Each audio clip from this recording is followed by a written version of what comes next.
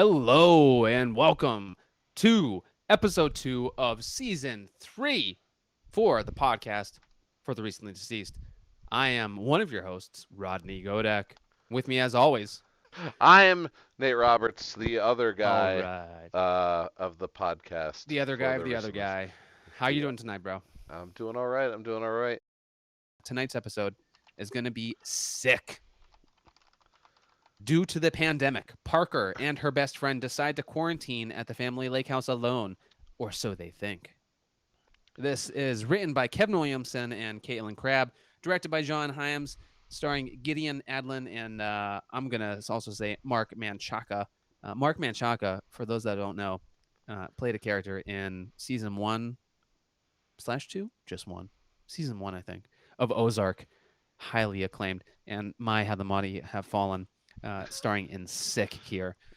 Gosh. So this is brought to us by Peacock, and yet again, another Blumhouse production. Blumhouse production, also Miramax, which I'm gonna make a couple sick Miramax references as we go, but you'll have to wait for those. Sick, kind of. I don't. Sick came out of nowhere. Sick is this technically a 2022 feature, but it came in January on Peacock. I don't think Peacock has done too many. Did Peacock actually got the rights to stream Halloween Ends, didn't it? It did. It did. It did. So look, Sick. Kevin Williamson, for those that don't know, is one of the collaborative writers for the Scream franchise of all things. So when you hear that, you kind of are like, oh, well, shit, this is going to be a goddamn wonderful slasher. And that's how it's showcased. The art shows a really cool red background with a guy in a COVID mask with a knife. This is going to be insane. And then you're going to watch the movie and you're going to say, hey. Now, since I've been proven wrong repeatedly. All right. So Miramax puts out Scream. Kevin Williamson writes Scream. Uh, this movie is essentially a Scream movie that got That isn't good. re-released under another title, and was like a what if, a what if Ghostface, um, showed up during COVID. Like, what would that be like? I was trying to create something new and different that we haven't seen before. I wanted it to sort of just be perverse and very sort of satirical, but very real. Take the ghost mask away and replace it with a. What were those ones that we all had to get? Not the. N95, KN95. Yeah, This dude, yeah, the. KN95. This is There the you one that go. had the That, goose-like beak, Howard the that's the. Duck type looking face. Yeah, that mask was Uh, killer. let's just be clear. This is a slasher movie, and it's set during COVID times, and it's meant. I believe their intention is to spoof the idea of COVID. Now that we're 3 years out, it wants to make fun of how ridiculous COVID was at first and the way that we perceived the potentiality for infection and things like that. So they're making fun of the fact that we were wiping down our groceries when we got home with sanitizer wipes. And it's all very overt and obvious that they're kind of tongue in cheek about this stuff. And it's kind of comical a little bit, but not really. It's kind of like, yeah, we get it. It's kind of just annoying. So outside of all the COVID dialogue or commentary that exists in the movie, it should be a good slasher movie. But it's not. But It's it's just not. stupid. Everything about the movie is just stupid. Oh, Billy is so stupid. There's no rationality. There's no way to explain the motivations in a logical way. You're confused about the motivations the whole movie until the end. And then when you find about the revelations, the exposition that occurs, you're like, wait, what? What? Yeah. How? The reveal is That's what you thought? the reveal is That so made sense? is so ridiculous. So let's put it in the Scream perspective really quickly, right? So we're gonna go to Scream 1 for this comparison, okay? So the reveal that Skeet Ulrich and Spoiler alert for Scream, for those who for, haven't seen for it. If you haven't Scream seen 1, it, shame on you for existing. if you haven't seen Scream 1, maybe you're watching the wrong podcast. Uh, Skeet Ulrich and Matthew Lillard, it's been revealed that they're the killers, and Nev Campbell, Sidney Prescott somehow stops them. And then a third guy comes in a ghost fast mask, and she knocks him out, takes off the mask, and it's her dad. And then a fourth person comes in a ghost face mask, takes them out, and it's her like long lost or possibly dead mother that we don't really know about, who was a giant whore, right? Is that that's the story? That is that is better writing than the reveal of Sick. Right. Okay. But what you're referencing is this idea that Scream is sort of a self-aware spoof meta type horror where it takes the tropes of what that you would anticipate from a B movie and puts them on our head or Yeah. overemphasizes them and does it in a creative way. Sick does not care. Sick is we want to make a cheap slasher and we don't care at what cost our Yeah. dignity pays. Well, I feel like they did try to play up like their angle wasn't meta, their angle was COVID, and they definitely like played into it, you know. But it is so dumb. No There one was cares about COVID. And COVID doesn't Okay. So there was one moment.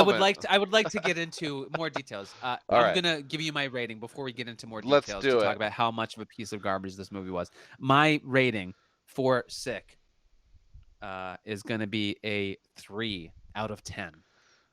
I gave Sick a 4 out of 10. Oh, okay, so we're not even that far apart. We Yeah. both agree this is a garbage movie. I'm Oh, glad. it's terrible. I did like one part um, where she's beaten and bloody and stops the car, and she goes over to get into the car, and she doesn't have a mask on, and the driver is this older woman with a mask, and she won't unlock the door to let her in until she puts a Bec- mask on. She yeah, like does this. yeah, I know. She's like, you're not wearing a You're mask. not I wearing a can't mask. open I the can't let you. door. I I know don't you're wanna. covered in blood, but Yes. I just No, can't. So that was a good gag. that That was a was nice, entertaining. a very like the one cool like redeemable moment, not a redeeming I'll be moment. honest with you. I'm pretty sure I was gonna give it a 2, and I was like, oh, well, there was that one scene where it was comically done. I'll give Yeah, it a 3. yeah, that one scene. I think that's why it got a 4 from me as well. So it's just look, the first kill in a horror movie sets the tone, right? Oftentimes in a Sure. slash like this, it's like Yeah. present the protagonist, the issue, and in the beginning of this movie, it's like why? You see a kid in a grocery store that goes back to his dorm room and he's stalked by a masked killer, and you have no idea why. And guess what? Spoiler: you'll never know why they went after this kid. It's not explained at all. We'd have to assume that he was one of the people at this other event, this super spreader, Oh, which right, the was first the kid. whole Yeah, yeah. inflection point. But there's no point. Like this is like where you see the bad guy getting to the ropes or their first kill or whatever their reasoning is, whatever rationale to begin their spree. And this one is just like so unimportant that it's like there's no motivation. There's no real need for this to exist. And so it's like it's meandering. It's like whatever. It was a wasted intro. And then you get to the main characters and it's like it's fine. The setup is kind of cheesy and campy like they always are.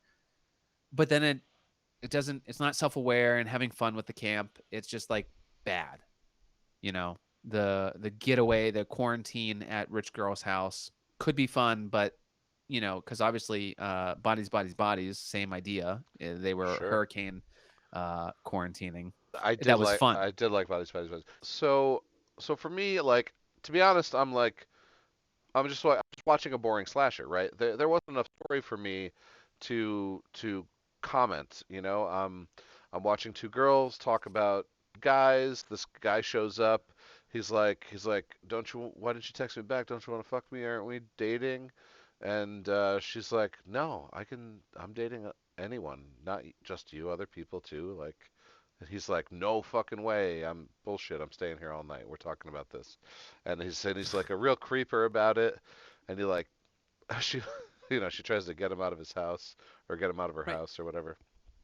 Yeah, I mean, And like there's things nothing's there. happening. Like I'm just like And that's the thing, like the story that does exist, the premise for why they're doing what they're doing isn't interesting or exciting. It's stupid. yeah, It's like the whole point, like, okay, COVID quarantine is a thing, but this whole fake relationship with this guy and how yeah. weird it is dumb. But then like they immediately get into these people stalking, Yeah. and then it's just like everything about the manner in which they are stalked and the way that the stalkers act is amateur hour. And you're like, well, this is weird. And then that becomes obvious, like that's like kind of the point because they're not really killers. Uh, but then there's just so many issues with the way that they execute just the logical progression of the story that it just was a hang up for me scene after scene.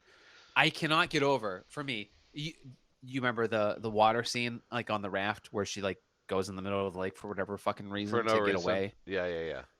It's And really it's a dumb. kind of a tense moment because the dude's out there now with a knife and he's stabbing through the slats in the deck for the flotation that she's on. And that's exhilarating because, you know, knives coming through something you don't know, your hands on something and now it could penetrate you. It's exciting. It's like you're unnerving, you're on edge. It lost me because they escaped that scene, right? Yeah, And so then she retreats to a neighbor's house, which is across the thing, right? right. It's across the lake, it's miles away. She breaks into the house and she's cowering on the concrete floor of this garage. Uh, Nate, her clothes are dry. Yeah, She was just in the fucking lake, yeah, in the lake, yeah. covered in water, and now she's in it. She's immediately after that, maybe 2 minutes have passed. She's cowering, and I think there's no water drips around her. There's no puddling. Her hair's fine, and the killer, guess what? He was also in the lake, also not wet. So just let's just say I'm like, you guys don't give a fuck. You don't care about any continuity. Like that's a little Yeah. bitch anal thing to be concerned about. But I'm sorry, pulling me out of the movie to notice how bad you are at continuity is a problem. It went on from there. But Yeah. that was like just another big glaring issue. So get me to the reveal and tell me Yeah. why I should care at all Right. about what was happening. That's exactly what I was about to say. Was so the next only thing that happens is the reveal.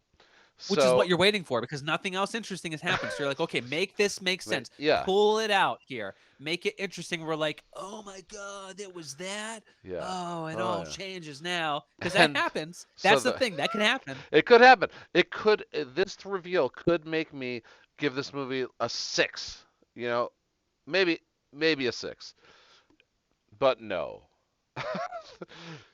They get her tied up, and they reveal themselves, and it's this older guy, like a father of a family, and then it's this woman, and the woman is the one who picked her up in the car, same woman, right?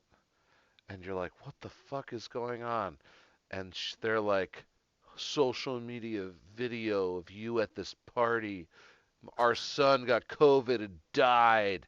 It was you. You have COVID. You killed our son. That's why we're killing all these people. And you're just like, are you fucking for real? This is why this is 90 minutes? Yeah. I invested 90 minutes of my time watching, thinking that you were telling an actual story.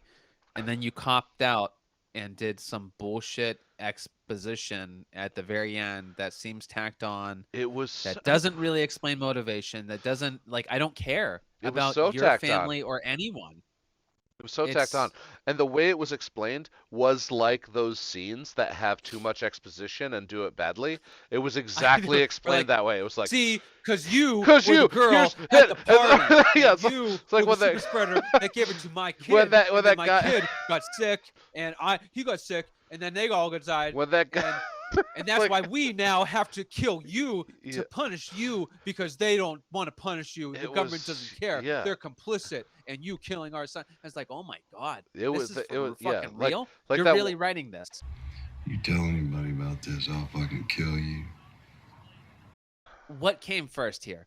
Was it that you wanted to make a COVID movie? Was it that you wanted to make a slasher movie? Because like something was just the impetus, and it was a disservice to everything else that you fucking did, and none of it made sense. You just force fed it into this mold, thinking it was more than likely, oh, we want to make this poignant piece about COVID and some crazy people taking it so seriously, or like their family being impacted, and them wanting to now punish the people that caused that undue burden to occur, which is a valid thing. That's a good origin story for the reasoning as to why someone would act out in a an irrational way and go kill people. But you can't just throw it in at the end and expect us to give a fuck. Right. Then It's not how it works. you've got Miramax, you've got the writer from Scream, you've got Blumhouse, and you've got the killers, and you don't know that there's more than one until there's like a twist point, and you're like, oh, she killed the killer. And then another one showed up, and they're dressed the Right. same. Like, that's Scream. The weapon through the whole movie is the exact same fucking knife. It's the exact same knife. It's the Scream knife. Yeah. Like, okay, what were you doing? Were you writing a Scream during COVID movie and you just couldn't like get the rights to your own character? We began this season talking about the 2023 being this inflection point. At least I did, but us both agreeing that it was not a good start. This is kind of concerning to me because this is emblematic of where people are at. Where it's like, no, this is fine. It's a serviceable horror movie. It's a slasher. It's pretty good, and people just like accepting mediocrity as if it were good or worthy of anyone's attention or eyeballs to watch it. Sick. Let me see. I want to pull it up on Rotten Tomatoes. Oh shit. Oh, it's got a high rating. Yeah, I swear to God, I'm gonna flip this It's fucking table if it I has think a high rating on Rotten it's a Tomatoes. 6.1 Oh on my dear God. IMDb. Sick currently has an 86% fresh critic score. And let me tell you, folks, that is a goddamn travesty. This is what we're so concerned about going into this fucking year. This is not good horror.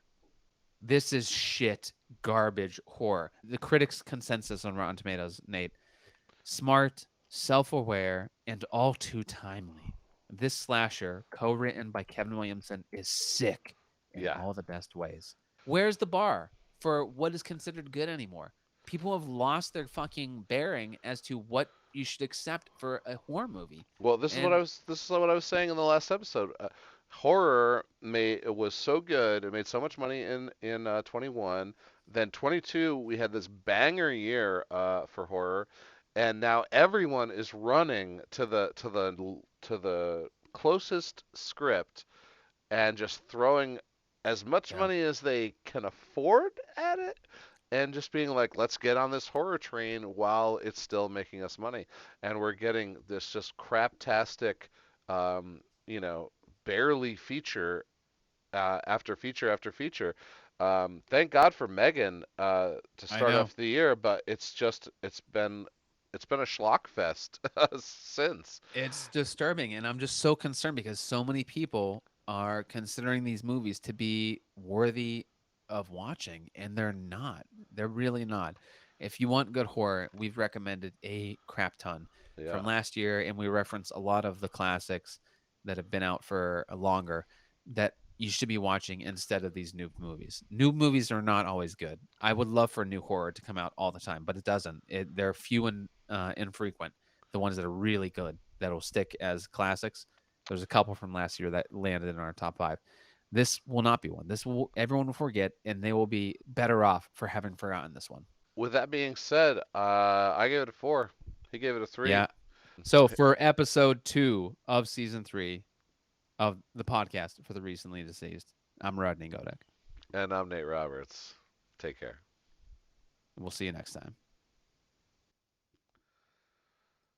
It was just incredible. It's amazing. I don't think we've seen a film like this in a long time. I mean, when was the last time you saw a really scary movie? And I think we got it.